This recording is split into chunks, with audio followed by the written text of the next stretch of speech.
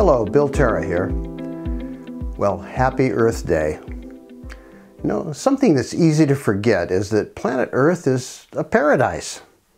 It would be difficult to imagine a place filled with more beauty and abundance than the planet that we live on. I mean, everything that we need to sustain a healthy life is here. Even our position in the solar system is unique. Some astronomers call our path around the sun the Goldilocks zone. It's so perfectly positioned to support water and hold atmosphere to support life as we know it. Not too hot, not too cold, but just right. Sometimes it's hard to appreciate that singular fact because of the state of human society. Hunger, violence, and voracious greed have been steadily eroding our paradise, and we have to end this pattern, or humankind is gone. The reality is really that simple. It depends on a massive shift of consciousness away from seeing nature as an endless treasure to pillage or a wild and dangerous beast that needs to be tamed.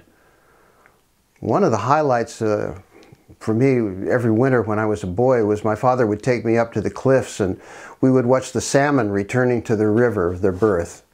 The rains would come and the river would start to swell up and the salmon would gather off the coast, and standing on the cliffs we could watch them swirl around in the water. They were coming back to renew the cycle of life. That they returned every year was miraculous and exciting. When the rains finally broke through the mouth of the river, they would stir and leap up and swim up the river to finish their journey. It never failed to make my heart race. It's a great sadness that the next generation of children and grandchildren will never see that sight. The river is now filled with grass and algae. It's shallow and unwholesome. And human beings have done that. The fish have been killed. Most of the coastal rivers are dead now, and all the government studies in the world won't bring them back. The sadness we may all feel for things like that should not diminish our desire to be agents of change to protect the world. We have not faced the challenge to teach our children or each other to see the natural world through the prism of beauty and wonder rather than as a lifeless thing that's only here for us to use up. We've been distracted by fascination with human invention that's without a driving ethic to regarding of its use or the way that it will damage us. We do not seem to be able to judge the merits of gadgets that spring up from our imagination against the implications of our own well-being. An important part of consciousness that we require is to heal the earth and ourselves is just to slow down the rampant obsession with progress and growth.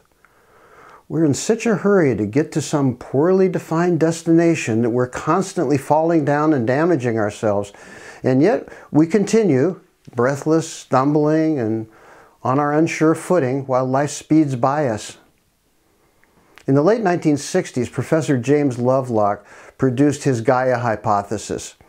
This work focused attention on the fact that the planet Earth functions as a single organism that maintains the perfect conditions for survival of both plant and animal life.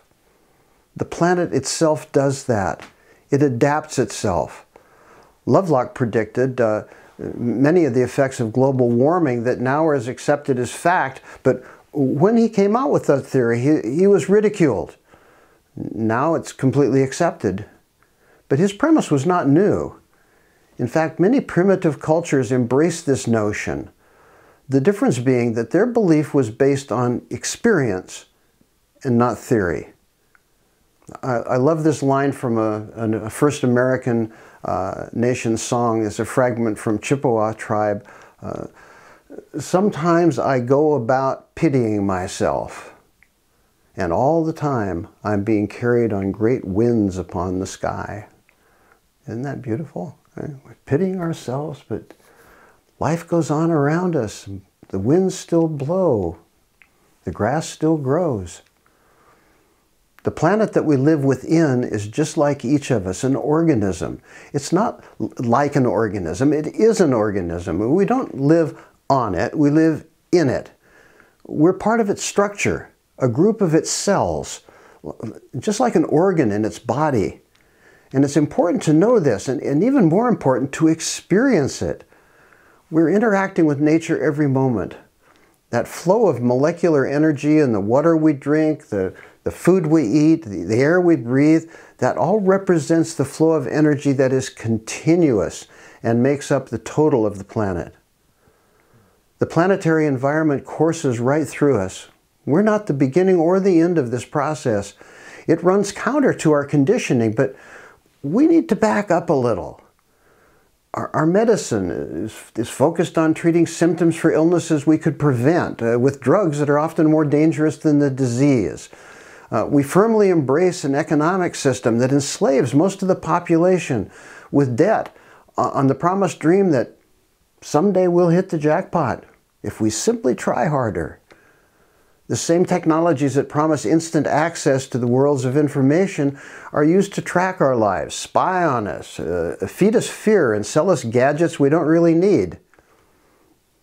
All of this activity makes our life small, and it builds a wall between us and the natural world. When any organism, and in this case humanity, offends the natural order, there is an account to be settled. This is not a normal, a moral directive from an angry God. This is simply cause and effect. When we eat as if life matters, when we honor all relationships between animals and soil and plants, the ocean and the air, and ourselves, nature smiles on us. This cause and effect is called karma. Earth Day is an opportunity for those of us who have a roof over our head, food in the pantry, and do not suffer danger from a civil war, to take a deep breath and honor this paradise that we live in. And do all we can to preserve it for all life, human and non-human alike. So Marlene and I wish you a happy Earth Day. Let's make Earth Day every day. Thanks for listening. Bye now.